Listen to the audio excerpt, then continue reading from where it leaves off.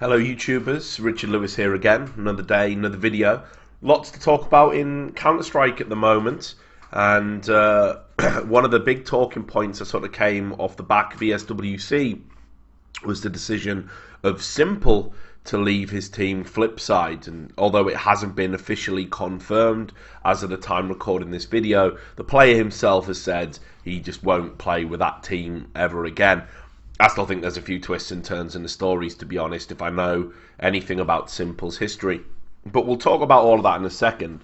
The thing that I wanted to sort of address in this video is s1mple is the classic example of why we need real managers in the game, real coaches, mentors almost in the game. Because here we've got a young player, outrageously talented, and has shown it many times over that he can beat players at the highest level on an individual basis, even if his team doesn't quite live up to his high standards.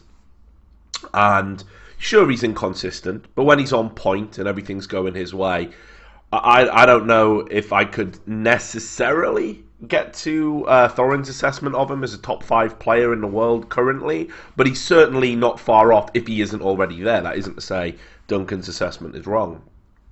Now, the big issue you've got, of course, is that he is a star player and he has none of the personality attributes or life skills to really handle the mantle of being a star player. One of the common things that I've found when I've been coaching or managing the star players in teams is they don't understand that they are as special as they are. Now, that might sound ridiculous because you're like, hey, but this guy's got an ego, right?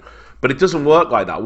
You're good, but you also don't understand that what makes you good is what makes you special. And therefore, you look over at other people and you go, well, why can't you do what I do?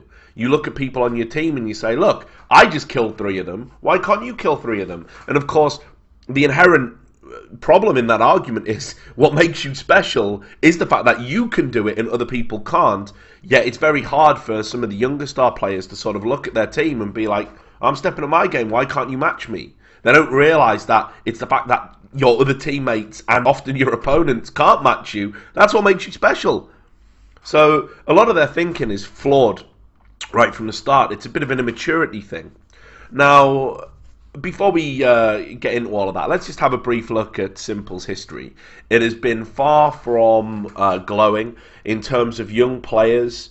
There have been few that I can think of, certainly in the CSGO era, that have been as controversial as s1mple. And just going through sort of not in any particular order, there was something, I think it was quite a while ago, where he was caught sort of begging users for skins or fans for skins. He was saying, look, get me something good, get me something at least $50.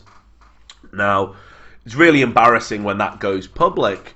And again, there's this lack of awareness on his part that he doesn't understand that he is of now a great enough level of interest to the public because of his playing ability that is going to go public, that isn't acceptable behavior.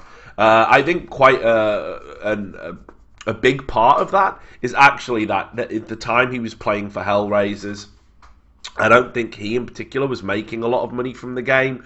Certainly, he was probably thinking commensurate with his talents, he wasn't getting a good return. He was seeing other pros being gifted skins. That happens. I've never understood that myself. Like, these guys are already making bank from the game. Why the fuck do you want to give up your hard-earned money to give them a skin that they're just going to gamble away anyway? It seems a bit of a strange thing to do. But he was probably looking around and looking at some of the American players in particular and thinking, well, why the fuck don't I have this? And, of course, there you go. That's the outcome. And when it goes public, it's really embarrassing. It's embarrassing for Hellraisers. It's embarrassing for him. And he probably had no idea that actually that was going to go public. Now, at that point, you probably put your arm around him. You go, look, man, you got to start thinking. You've got to start thinking about how you interact with everybody, because everybody is looking to fuck you up. You're not a popular person. You're not very endearing, right? You're just a really, really good player. And people are going to come after you and try and make you look stupid. And everything you do wrong now from this point is going to blow up on social media. I don't know if people have had that conversation with him, but if they are, it hasn't been framed in a way that works. Then you move on to how he endeared himself to Germans, which is that he made racist remarks. He was shouting about Sieg Heil and calling them Nazis. And there's a YouTube video which you'll be able to Google and find to this effect. Now, again, that is so ridiculously stupid in the esports industry. Not only is one of the key markets in esports Germany, not only is one of the pioneering leagues in the form of ESL, not only do they have their headquarters in Germany, but you really shut off a massive part of the audience, because it's not just Germans you offend when you start throwing Nazi sentiment around. Now, or rather, all Germans or all people from a particular part of the world are Nazis. Just bringing up the whole World War II thing, we're still not ready for that, are we? We're still not ready for that, collectively. There's still some wounds and mental scars in Europe about what happened, and people have some very different outlooks about it. Depending on where you're from culturally, you have very different approaches and very different beliefs, and indeed you're educated differently about what happened in the war. That's just what happens. There is no de facto right account of history that's being told to anyone on a school level. That's just the truth. So you can probably say there's a little bit of ignorance there, but once you start going into the territory of labeling someone as being fascist based on their nationality, and again, you do it in the public domain, there's going to be problems. And at that point, I think that was probably what did him over for Hellraisers, if I remember rightly.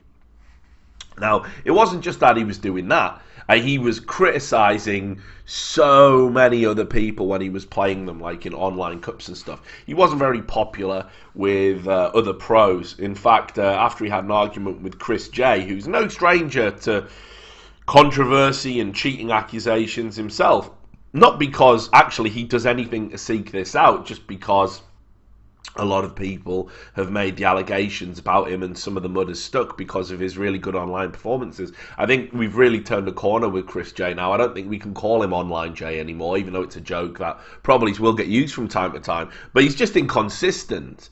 And when he's proven at LAN, he can be just as good at LAN as he is online. It's just, is he going to get deep runs? He's part of a really successful mouse sports team now that have hit the ground running.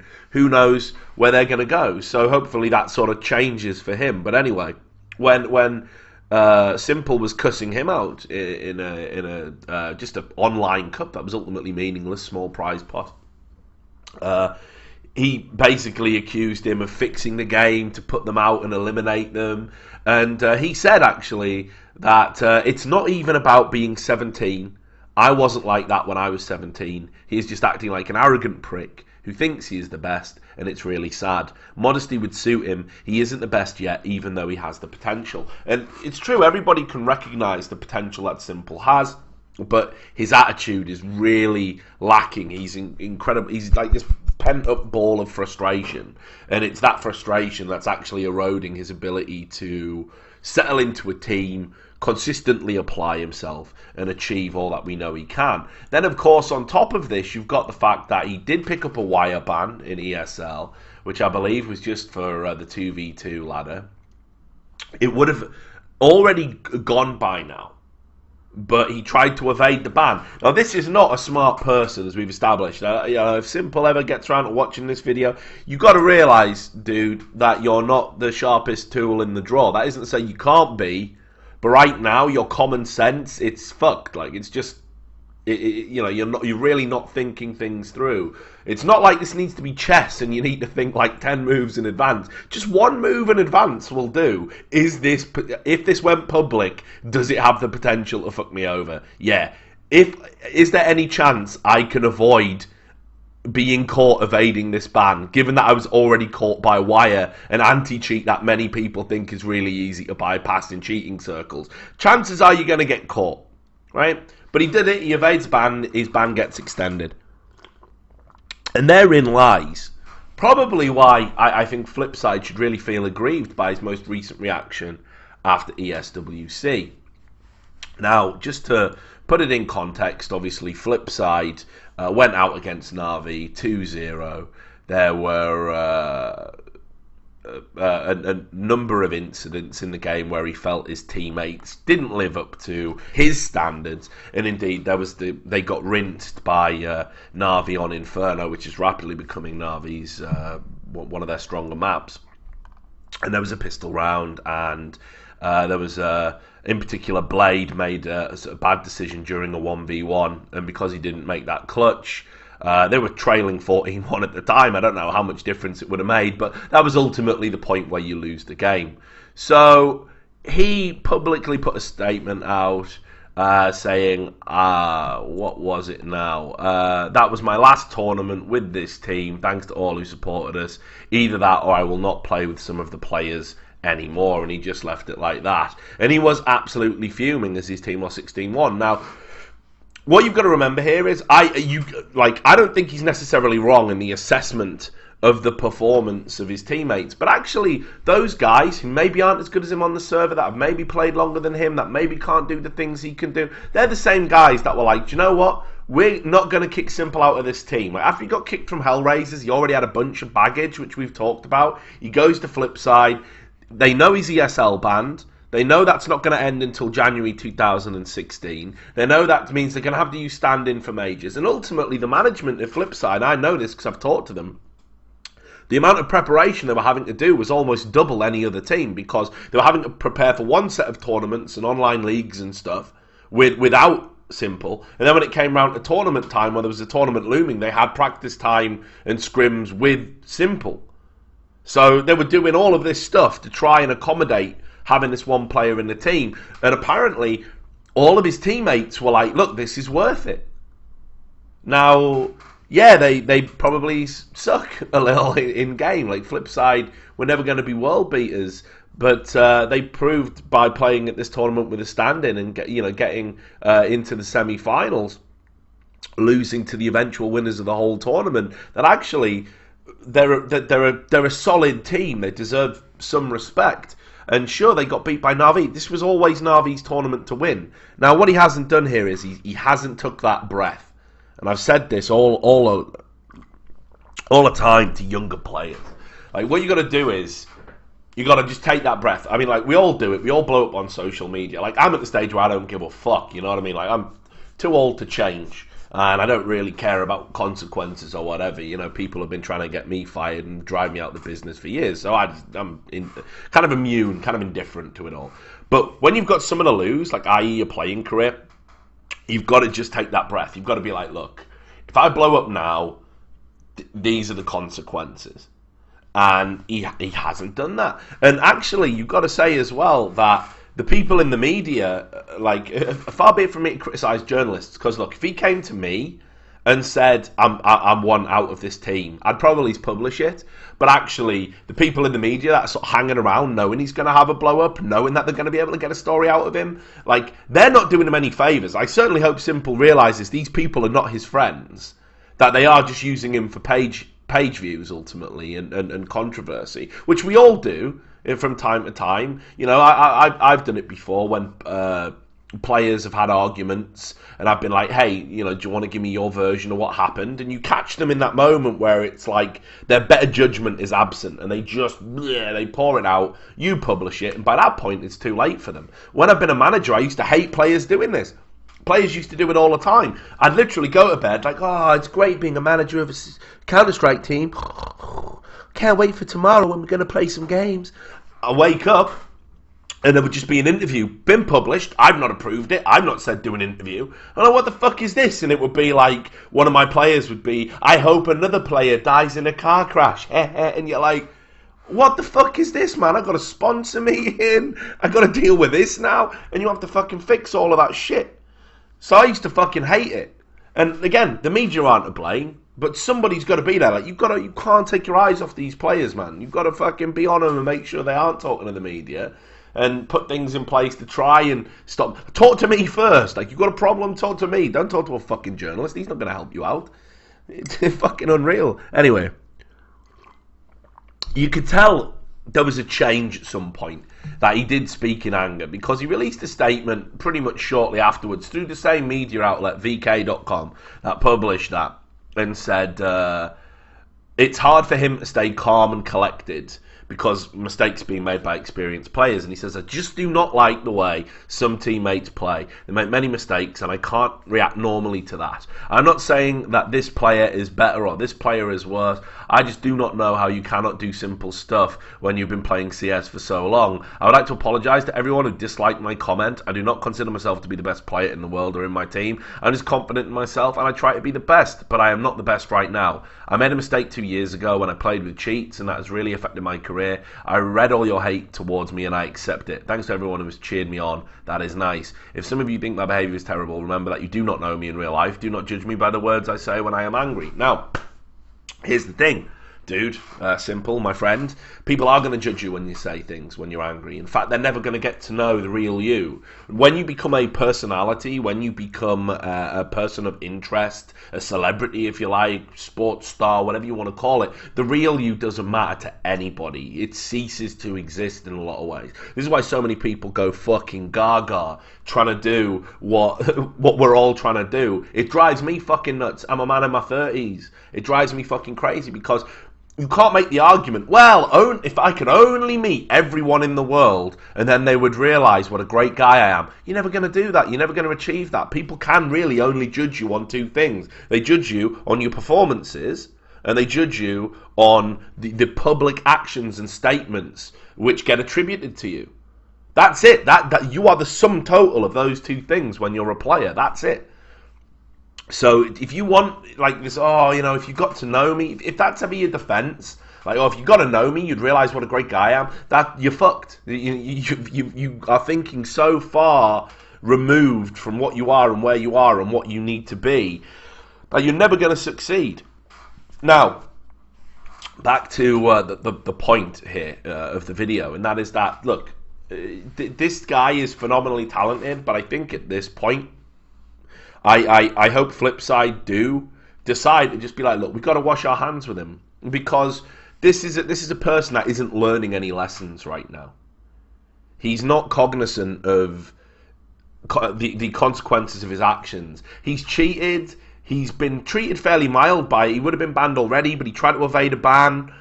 He said ridiculous things in public time and time again. Now he's saying he doesn't want to play with this team. But I got the impression that when he adds the caveat, or I will not play with people in this team anymore, maybe he's thinking that, look, let me build a team. Let me be the centerpiece of Flipside. Now, if that happens, Flipside are gone done fucked up. Like, those veteran pros they might have in the team might not be the best players, but they've been the most professional. And you've got to treat your professionals with deference, with respect. Sure, they maybe aren't going to get you any results at the moment, but you certainly can't yield to the prima donna. It's just bad for business. He is a phenomenal talent. They've tried to accommodate that. It isn't working, and I feel that we're now at an impasse as a point of no return. And it's got to be Simple that's got to make way at this point. That said, with 6 months left on his ban, what he needs now, for me, is he needs to be brought into a gaming organisation, all due respect to Flipside, that has the infrastructure that can actually mentor this guy, spend some time with this guy. And sure, maybe he can't be in a top team because of the ban with ESL, and he can't play at majors and everything else. But I'd like to see an actual top organisation, preferably in Europe, pick him up as a streamer, something like that, and just spend some time with him. Spend some time teaching him some of the fundamental basic things, like, look, this is not cool, you can't say this, you can't do this. Just invest some time in the guy, because he is, on paper, just this ridiculously talented person, and despite all the mistakes he's made, I don't necessarily think when someone has talent and somebody can make a contribution and they are young, I think you're a bad person if you write them off. I think, you've got to give him time. It's not like this is like a guy my age making the same mistakes, has done it for 10, 15 years consistently, and hasn't learned anything, doesn't care, and yet continues to reap the rewards of high-level play and being a star and a celebrity and all. That isn't what's happening here. We've got a young dude, an emotional dude, clearly, and somebody that's got this great talent in the game, and he can't really harness body and mind at once. He can't really get things interconnected. So what I like to see is, and let's look at some examples. So look at Shazam. Okay, Cloud9 picked up Shazam. Shazam, he knows I love him dearly. I think he's a cool dude. I think he's a misunderstood dude. He's been involved with pretty much everything that was scummy in the NA scene, though, at some point. Whenever anything was bad in the NA scene, Shazam was never far from it. I understand it. He's a personable guy. He likes to be part of things. He likes to be in cliques, but he's also emotional. He's also very quick to judge others without really thinking, I kind of did that as well. He's been critical, vocally, public. But when he went to Cloud9, and Cloud9 took a huge risk on picking him up, it all changed. Model pro, kitted out, doing interviews, doing media, really thankful of his organisation, streaming, becomes a popular figure, signing autographs. All of a sudden, the community start warming to him. It's a real shame that it didn't work out at Cloud9. But he still took a lot from his time there. And you can see, even though he's kind of maybe slipping to his old ways a little bit, if the forum arguments and the Twitter arguments were anything to judge by, you could see that what he was getting from being in Cloud9 was nourishing him, making him a better professional. Now, it's not beyond the realms of possibility that there's an organisation out there that can pick S1mple up, have him as a streamer, have him as a sub, just have him there, have him be part of something, and just invest a bit of time into him. Because I still feel that one of the reasons that all of these bad things keep happening is that he just doesn't have somebody to sort of invest all that time. And that's what you need with talent. Ultimately, talented people generally have a lot of idiosyncrasies. They have a lot of things that don't make sense to everybody else. It's like you cannot have it all. You cannot. It's so super rare to meet somebody who is a model professional, really personable, really humble, and the best in the world at something. There's a reason why that rarely happens. That is a special type of human that comes along once every 25 years or something. Yeah, everybody else has these idiosyncrasies, and that's just the nature of humans. You when you're good at something, generally it's compensated by you being not so good at something else. The time you have to invest to be good at one thing is time not invested in other things. In fact, I've interviewed a lot of sports players down the years, and obviously done sports reporting. Most pro players in real sports, they're a fucking mess. Like they don't understand. They don't have any social skills. A lot of them. They dedicated so much time into like the game. A lot of the time they're really lacking in social skills. They have superstitions, lucky shin pads and things that don't make sense to a rational human being. But they're really, really good at what they do. So the only way you sort of get around and you help round those out as people is by investing time in them. You need strong management and strong coaching and people that can be there not just to tell you what to do in game, which S1mple has down actually, but it's what you do outside a game. It's how you be a professional, it's how you be a person, it's how you deal with being constantly in the spotlight. And these are all the lessons that S1mple needs to learn. So if somebody will take that gamble on him between now and January, and then when he gets unbanned from ESL, he could walk into a top team. Who knows? Maybe he's destined to be in Na'Vi in the future. Maybe his English can be of a requisite level. He can play in a top European team. This is a player that's probably worth taking the risk on. But between now and then, somebody's got to step up and help this guy out. I don't believe in, like I said, I don't believe in writing people off, especially if they've got something that they can give, like a gift. But we're getting to the last chance saloon for him, I think.